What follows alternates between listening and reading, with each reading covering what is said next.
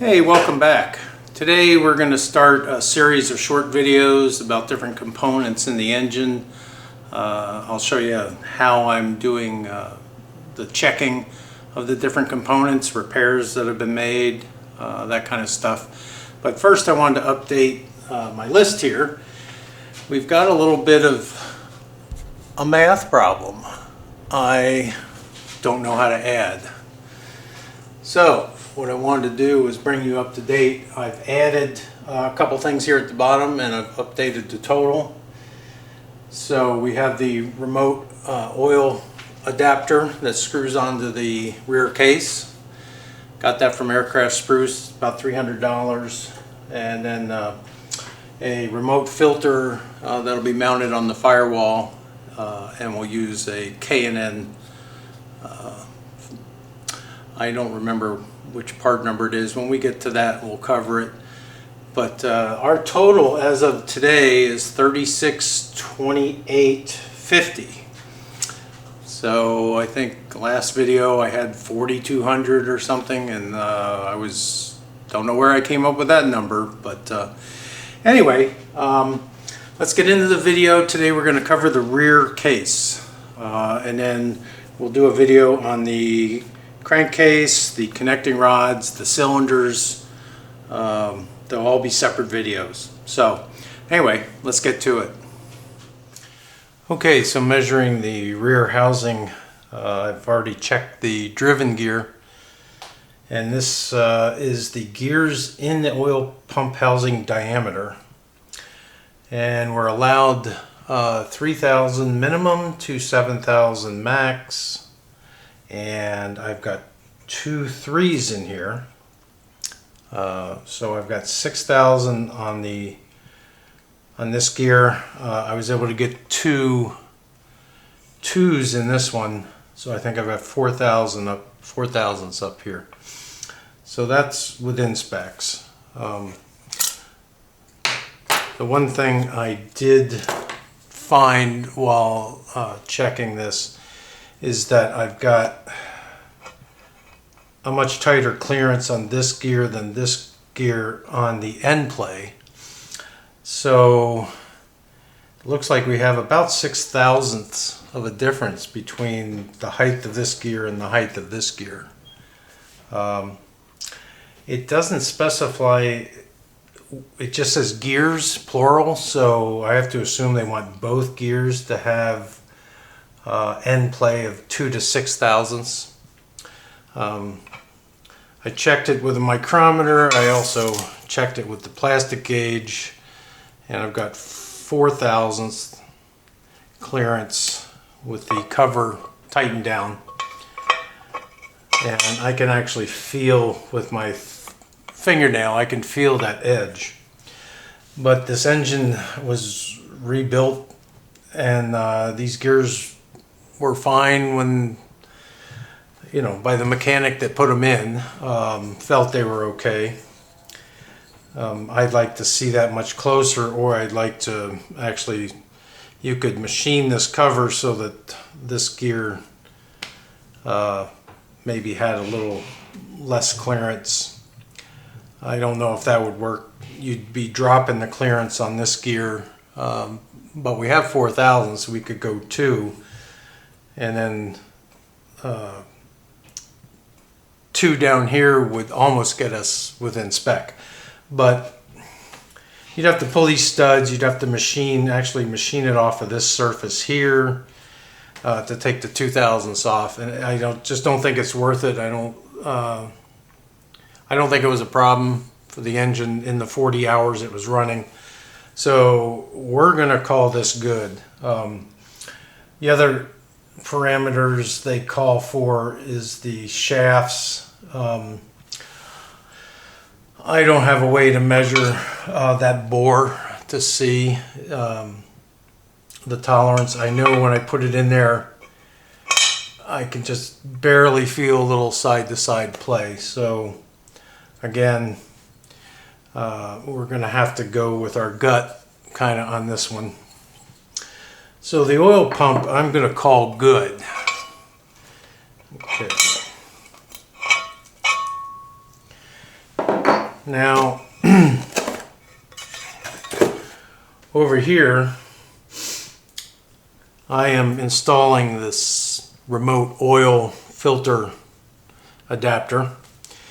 And when I screwed it in there, it felt like it was bottoming out before this seal would touch.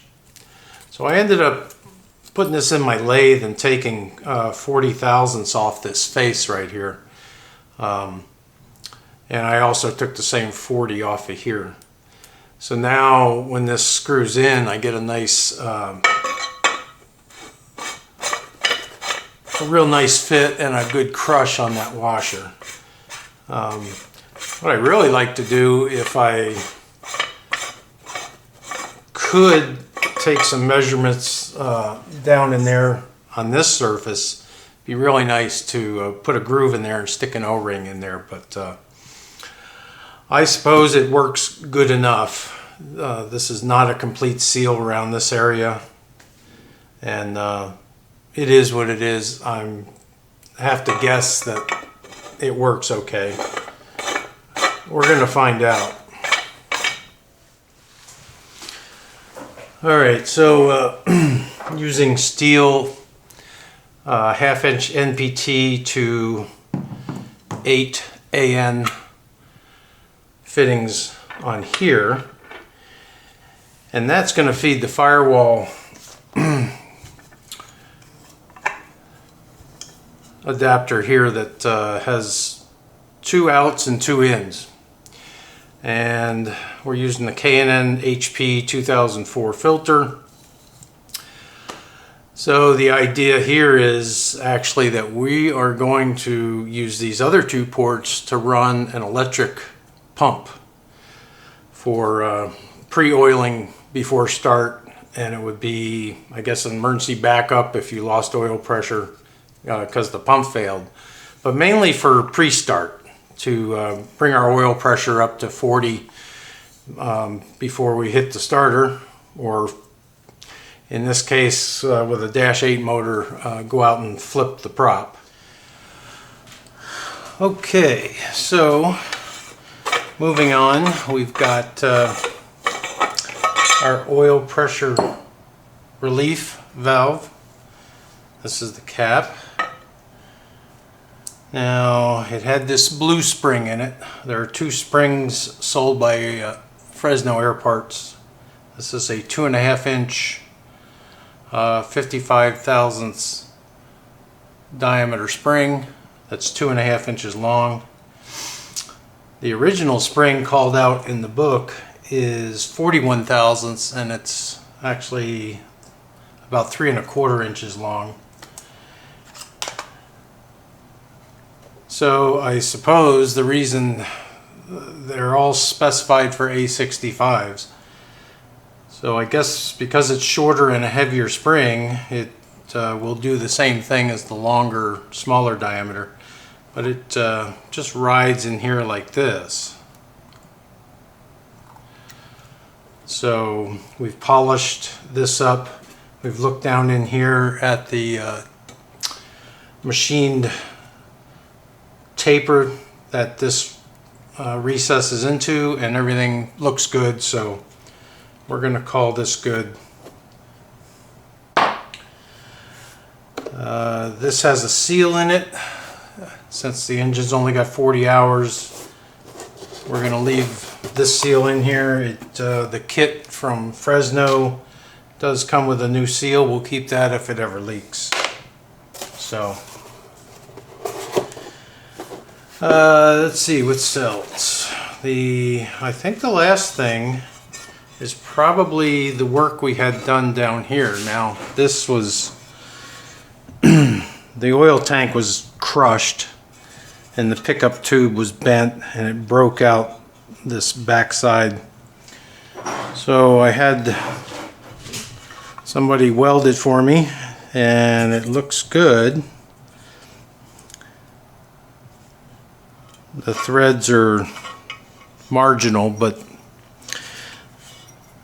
they'll be fine. There's a crush washer that goes on here. So we were able to pick this up off of eBay, I think for $25 for the pickup tube. And so that takes care of that. I think we have one stud here, actually this one that has damaged threads. We're going to be replacing all 3 studs. So, and this is the magnesium version. It's a dark gray color. I suppose from what I've seen, if it's aluminum, it'll say Alcoa up here and it'll be shinier. So anyway, that is the rear case, and we're gonna use it just like this. It's ready to go. Last thing I want to talk about is this oil tank. Now this is I think this is for the Champ, the short neck, and I think it's a 4-quart. So we picked this up off of eBay for $250. We were able to get the plug out of the old tank, and the cap was pretty bent up, but I think we've been able to save the cap. One thing we're going to do, and I'm not sure how I'm going to do this, but with the A65s that I've been associated with before, always collect a lot of moisture up here in the neck and in the cap. So one way or another, we're going to have a breather. Either it's going to get plumbed in right here, or it's going to come out the top of the cap or something. So this engine's going to have a second, I guess you could call it a second breather. And we're going to try our best to eliminate that moisture collecting up in this cap area. Anyway, that is all I got for you tonight. Next, we're probably going to cover the balancing of the connecting rods, and then we still have to cover the cylinders. I want to talk a little bit about the crankcase, and we'll take a look at well, we'll just see what we come up with. So that's it for now. Thanks for watching.